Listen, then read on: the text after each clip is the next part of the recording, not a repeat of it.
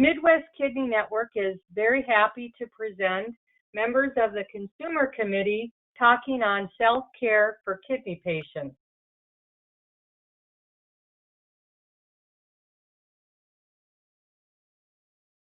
Today, we'd like to share some patient perspectives on different aspects of living with chronic kidney disease. Contents of this presentation are not meant to replace advice from your medical provider. What does self-care mean? Self-care is defined as the practice of taking action to preserve or improve one's own health. It involves autonomy, including the practice of taking an active role in protecting one's own well-being and happiness.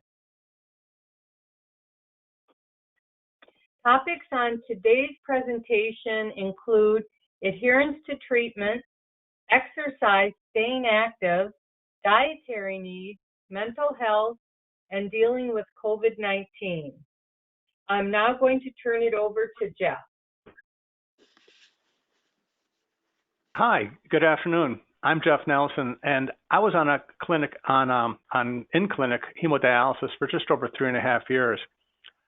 I had received a kidney transplant nearly 3 years ago, and so I've kind of got two sides of adherence to talk about in terms of adherence to treatment. Really, one of the key components to understanding your part of adherence to treatment really is an adherence to your labs, your lab results, not just the top 4 or 5 metrics that the dialysis center is focused on and that maybe you get a smiley face on or a sad face from the results from the nurse every week, but really what the actual numbers are, what they mean, and how those numbers are trending. Really, what you want to understand is what are the reference range for your numbers, and the reference range for a dialysis patient is going to be different from the reference range for a patient that does not have chronic kidney disease.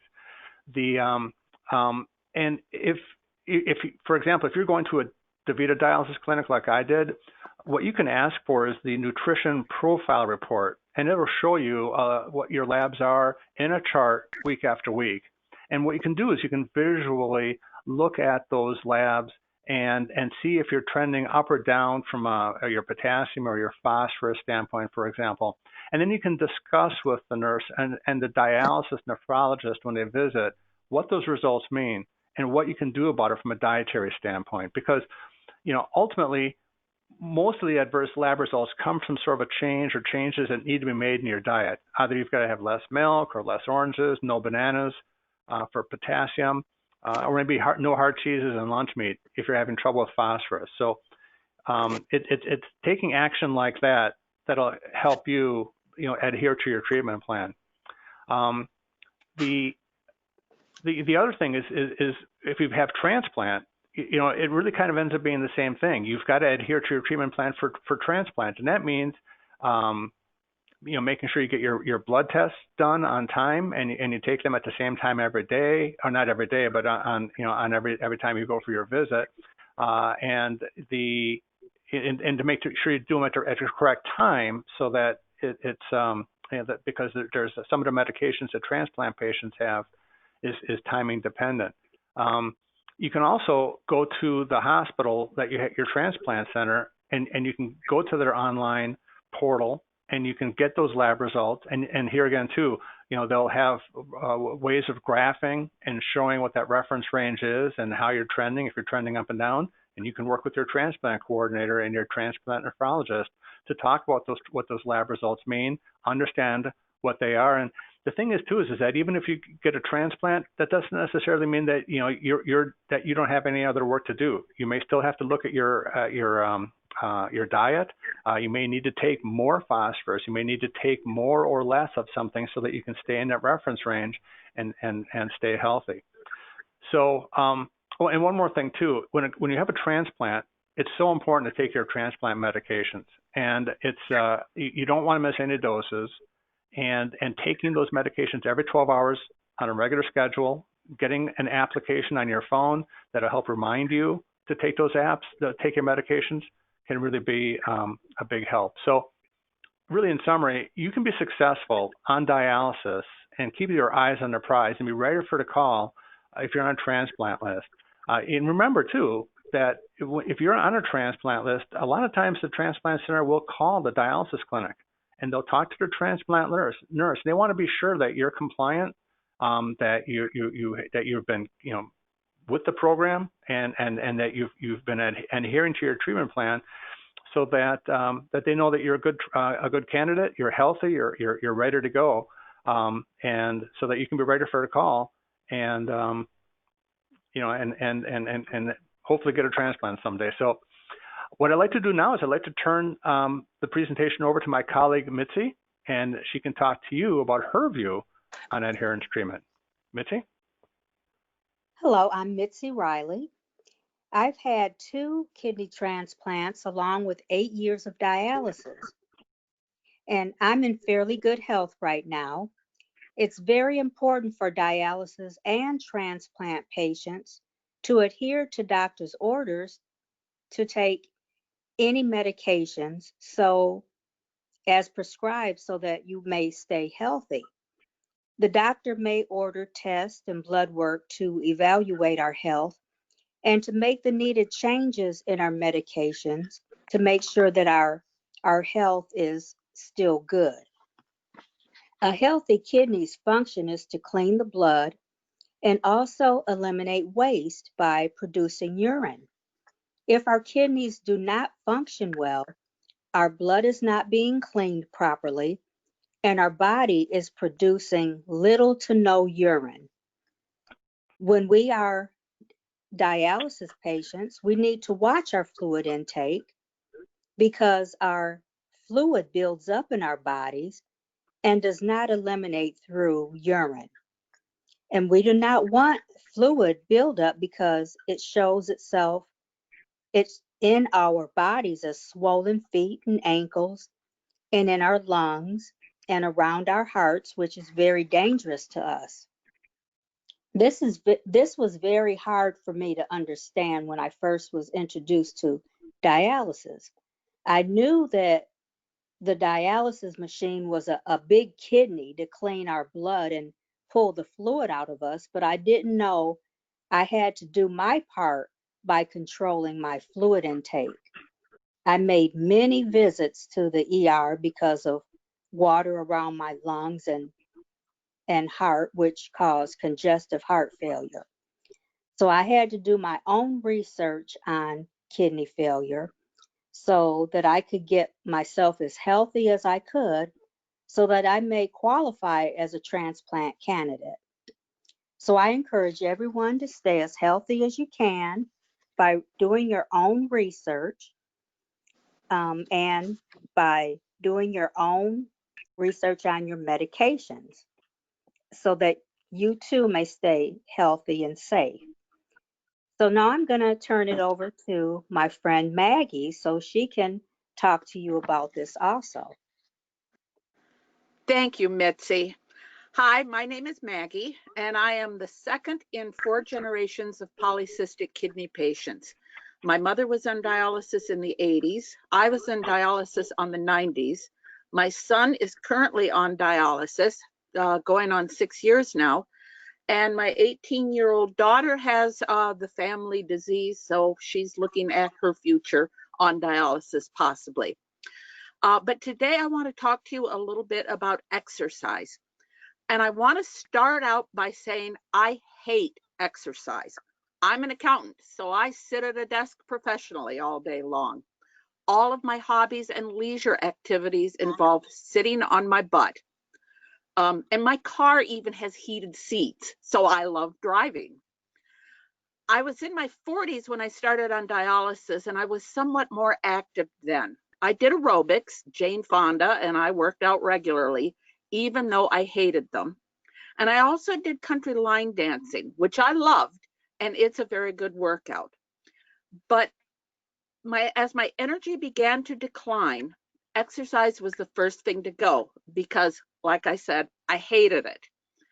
When I received my transplant, my energy rose, so I became more active again, but nowhere near enough. I gained weight on the immunosuppressants, and instead of increasing my exercise, that just slowed me down more. Then I aged, and slowed down even more. So this is the point I want to make. Instead of continuing my activity when it was most important to do, when I was on dialysis, when I got the transplant, I used every exercise I had to slow down. Exercise made my legs hurt and my hips hurt and my knees hurt, so I didn't exercise. And I actually got to the point where they hurt whether I exercised or not. I couldn't keep up with my friends when they went on adventures because, well, everything hurt and I couldn't keep up with them when they were walking. My breath would no longer support even gentle walking. I started counting the steps it would take to get from here to there to decide if it was even worth going, even in my house. And I'd decide whether or not I really needed that glass of water or really needed what I left in the other room, or if I could just sit here because it would hurt to get out of the chair and walk, the 50 steps it would take to get there. Laundry, grocery shopping, simple errands, those were all major endeavors, and more of it fell onto my husband because, well, it hurt, and it all just snowballed out of control.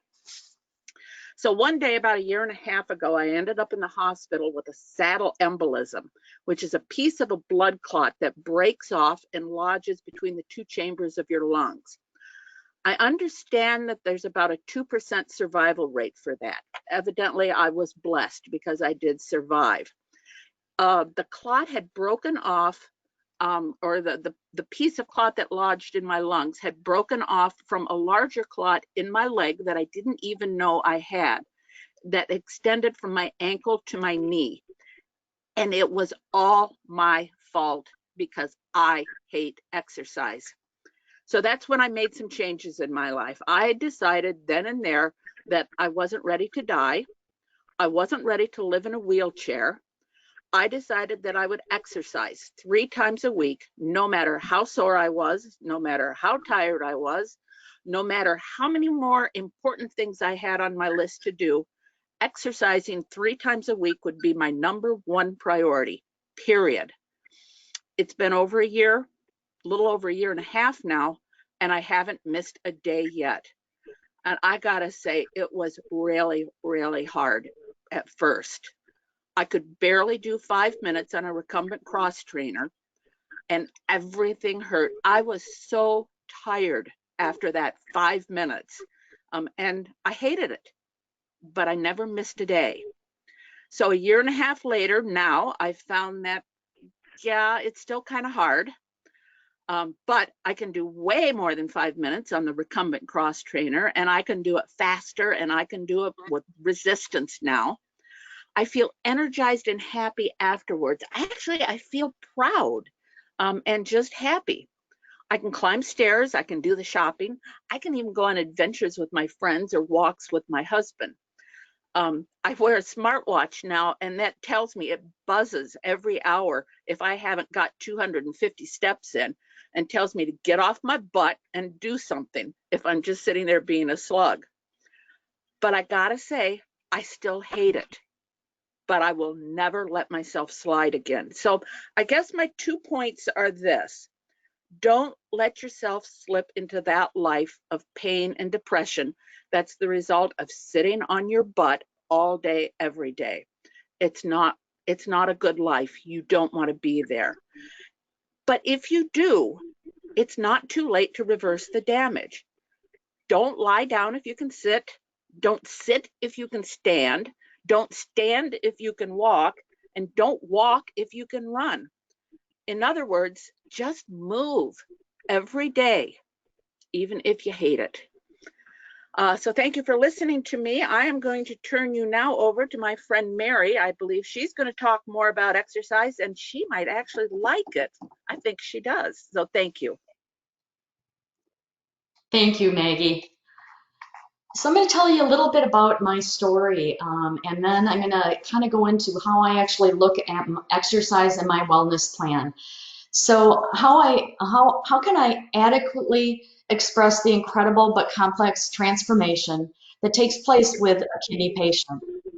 Well, you must be active in your care. My transplant surgeon from the University of Wisconsin said to me, you know you're better body better than anyone, so listen to it. So I always have.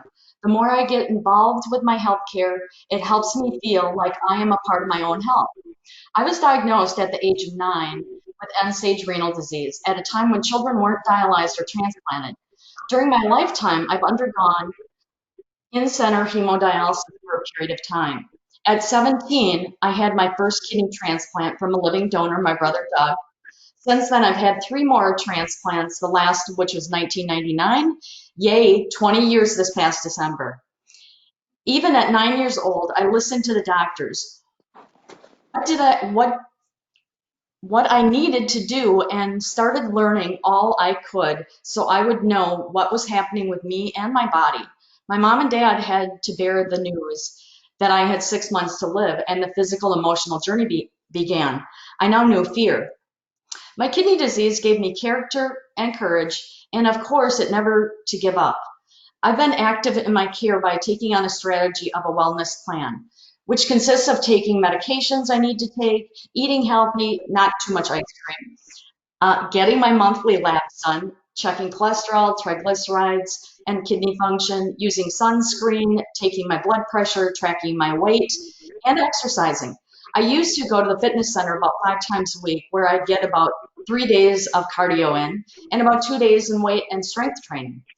I have found ways to make exercising more fun, and I think really enjoy things like Zumba, yoga, and biking. I dare to push myself to be the healthiest I can. Now, in the current situation with COVID, I do circuit training 3 days a week at home, biking and elliptical, weight training, yoga, meditation, and balance work. I also try to get out and hike at least 2 times a week with my husband and my dog, whether it's in the neighborhood or in a dog park or a city park. I try to get out and do some walking. I have regular preventive appointments with such departments such as cardiology and dermatology. I now feel not only do I need to be an advocate for my own health, but I try to help others to be active in their own healthcare so they can be the best they can be as well. I've gone to appointments with a list of questions typed up, as well as what I'm doing to be healthy, my wellness plan, and what some of my concerns might be. Being an active participant in my healthcare, along with my transplant team and other healthcare providers, has always been a priority in my life, and that journey has changed my life. I understand that life is a gift. I celebrate that.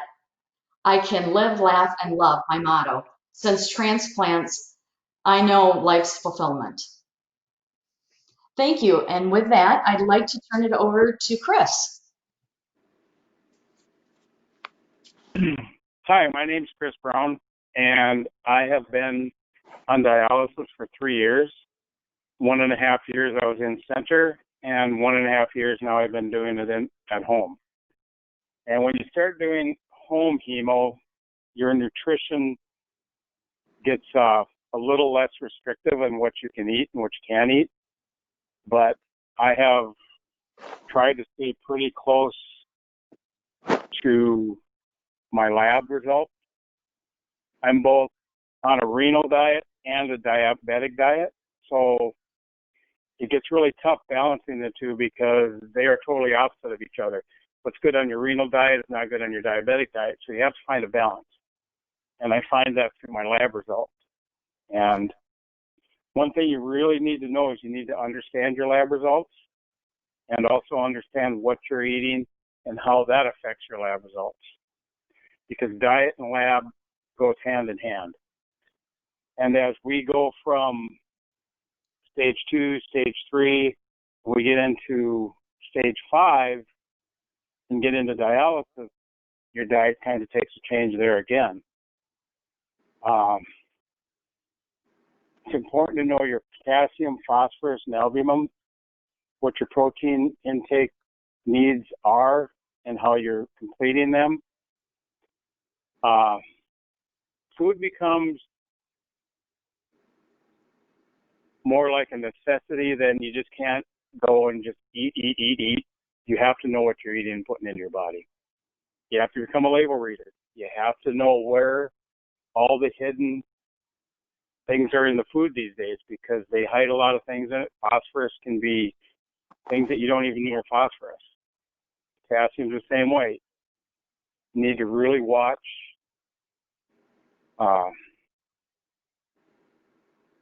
processed foods because they throw a lot of potassium in those, and they throw a lot of extra salt in there. So you really have to watch all that.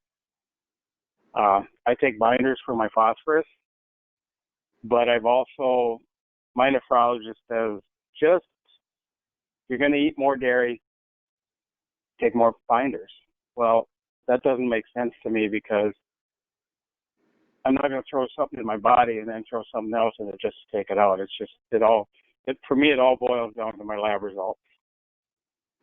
So I do eat very little dairy.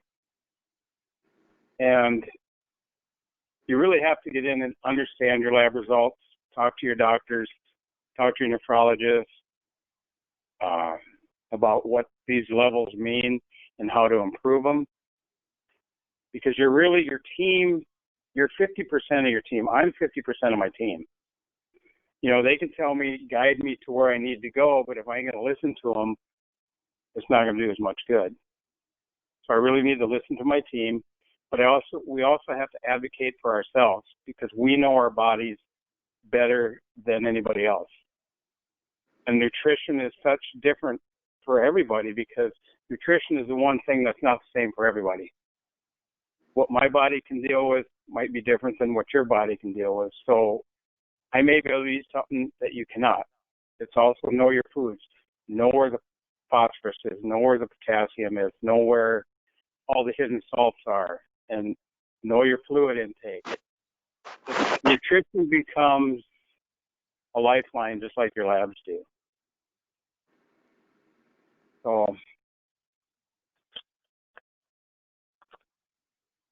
and proper nutrition and getting good lab results means healing. It means healing your body so your body can do to help your kidneys out as much as possible. And the other thing I'd like to talk about today is mental health. Along with chronic kidney disease, there's so many things that come along with it: depression, chronic fatigue. And if you don't stay on top of those, it affects everything else. It can affect your nutrition and everything.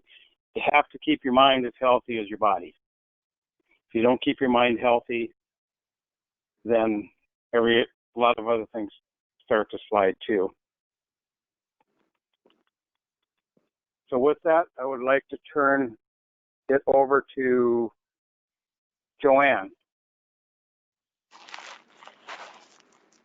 Hi, my name is Joanne Jeffs, and my modality for the past 9 years has been peritoneal dialysis, and diet has definitely played the largest role in my success. The first and most constant word that you will hear concerning an end-stage renal disease diet will be protein. Yes, it really is that important. Protein is the key to a strong, healthy, and happy life. Protein is essential to carrying energy to all of the cells in our body, including our heart and brain. Protein is the one thing that I struggled the most with throughout my 9 years on dialysis. I used to look at it as the 800-pound gorilla in the room. But thanks to my dietitian, Michelle, and lots of Googling, that has changed a whole lot. The first thing we learn is that protein is flushed from our system with every exchange. Therefore, depending upon our weight, we must consume an average of 90 to 100 grams of protein daily. That was tough for me. But what I have learned is that it is simply more than eating food like the 3 decks of cards that they suggest as a serving size of meat, fish, and eggs, and 2 snacks a day. Our body has to be able to break that protein down in order to assimilate it and send it to our cells to do their work. That's where nutritional qualities of other foods enter into the equation. We hear of things like prebiotics and probiotics. The purpose of these guys are to aid in our digestive process. They significantly reduce inflammation. They help with weight loss and with anxiety and boost our immunity. Prebiotic foods groups include oats, flax, apples, onions, and some beans. Probiotic groups include yogurt, kefir, aged cheese, sauerkraut, and pickles. You can also take an over-the-counter probiotic supplement. There are omega-3 fatty acids. The purpose of these guys is to stimulate and increase our muscle protein synthesis that is necessary to convert the protein into fuel so we can stay strong.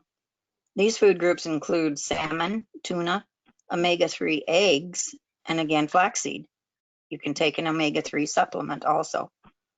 There are oleic acids. They have a similar purpose. They increase our protein synthesis. They reduce inflammation and lower blood pressure. They protect our vessels. This food group includes olive oil, meat, aged cheese, seeds, and nuts. Herbs and spices come into the mix with the purpose of helping to affect how our fat and protein are digested and absorbed. They also help lower the usage of sodium and potassium when seasoning, and that's very important, as discussed before. Some of these examples are cinnamon and garlic, ginger and nutmeg, oregano, parsley, and red chili peppers. Antioxidants protect us from free radicals, which can trigger inflammation and long-term diseases. They also reduce the oxidation of protein, which can alter its function and its stability. This group involves essential amino acids, which are the building blocks of protein, and again, reduce inflammation. This group includes carrots, peppers, spinach, garlic, onions, cauliflower, broccoli, kale, cherries, cranberries, and berries. Perhaps you've noticed that I talk a lot about lowering inflammation. It's a highly instrumental factor in benefiting and adding to each of the foods discussed above. As inflammation in our body decreases, our albumin level increases. And for a kidney patient, that is our #1 goal. I would also add the importance of significant iron levels. Once protein properly reaches our blood vessels, it then needs iron to form the hemoglobin that raises that albumin. Iron is found in seafood, meats, eggs, tofu, spinach, broccoli, molasses, raisins, and prunes. You can also take a supplement, which I don't like. I'd rather eat raisins. Also, I would be amiss if I did not mention the importance of fiber, which is found in most foods and supplement. Fiber keeps the entire digestive system moving. It's important in maintaining proper fluid levels, which indirectly control our cellular systems. Phosphorus and calcium are the bad guys in our diet. If we leave them uncontrolled, they will severely weaken our bones. Phosphorus is a preservative in so many foods. And like has been mentioned before, read your labels and take your binders. Calcium is in dairy and processed foods and many drinks, including most of pop. Reading the labels is so important. I would conclude in saying that by the addition of these food groups into my diet, along with the proper amount of protein intake, my albumin level and my energy level and my stamina and my health are markedly better than they have been in all of my 9 years on peritoneal dialysis. An informed end-stage renal diet can change your life, and I sincerely hope that this information can help you as much as it's helped me. I would like to now turn it over to my colleague, Patty. Hi, my name is Patty. I had peritoneal dialysis for 6 months prior to receiving a kidney transplant, and my brother was my donor. What I'd like to talk to you today about is a little bit of a description as to how COVID-19 has affected my life. It really, I have to say, it really hasn't been world changing for me. I have a lot of interests, and so I was able to keep busy with them. The restrictions, though, in Michigan are loosened now. There are still restrictions and a threat of returning to a lockdown should there be a resurgence of cases. Under original restrictions, doctors couldn't do elective surgeries, and that included cancer surgeries, breast surgeries, transplants, etc. I could not go to the doctor for an earache or gynecological problem without doing it telehealth. Once I was instructed to send pictures over my phone, which I believe would not have been a private mode of communication, and I refused. Most parking lots were barren of cars. The governor originally said that Home Depot and Lowe's could stay open, but no one would buy garden supplies, paint, etc. Even Preen weed retardant disappeared from Costco. Churches, beauty and nail supplies, and salons, landscapers, gift stores were all closed. The golf courses were monitored by helicopters, and the golf course companies were fined $1,000 if there was anyone on a course, even if they were not authorized to be there. I'm wondering how the governor dealt with her gray hair roots, which suddenly disappeared. Oh, I forgot. Keeping roots dyed is essential.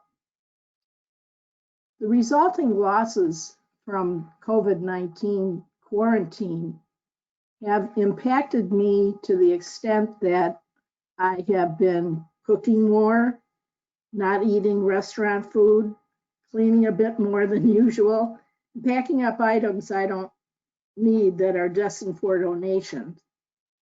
I bring care packages, leaving them on the doorstep of those who are diagnosed with COVID-19 and to friends on the front line of the hospital or medical facility. Keep in touch with friends and relatives via the phone. And I've been included in Zoom and Skype meetings and conversations with groups of friends and colleagues. Crafts and artwork are another solace. Also, participation in kidney advocacy activities occupies my time. I'm really doing okay. My husband and I are fine. We get along great. He goes to work daily as he facilitates operations of a medical facility. I do worry about that. They take temps every day and they ask the questions before people enter the building, but he's still shoulder to shoulder at times with patients, and that's a concern. It's really an imperative to keep busy. It does bother me when the governor makes a statement that people over 65 may be required to shelter in place and everyone else could be out and about. Fortunately, that topic was dropped. I'll only confess to 64. Being carded now has a different meaning. By the way, my roots don't really show. My sister-in-law quips that she will use shoe polish. Maybe that's what the governor did. Anyway, all of these restrictions didn't fall very well on the people of Michigan because they were marching on Lansing, which is our capital, and complaining heartily about everything. But right now, everything is pretty well loosened up, and you can do a lot of things that you weren't able to before. I always mask up, glove up, and socially distance, and I think that's probably the best kind of advice that I can give. If you have to go to the store, go during senior hours or late before close when rarely anyone is in the store. So that's the description of how COVID-19 has affected me. And thank you for listening. Thanks to all our patient representatives who provided their perspective and feedback today. We encourage you to learn more by visiting our website at the address below and also following us on Facebook. Thanks again and have a great day.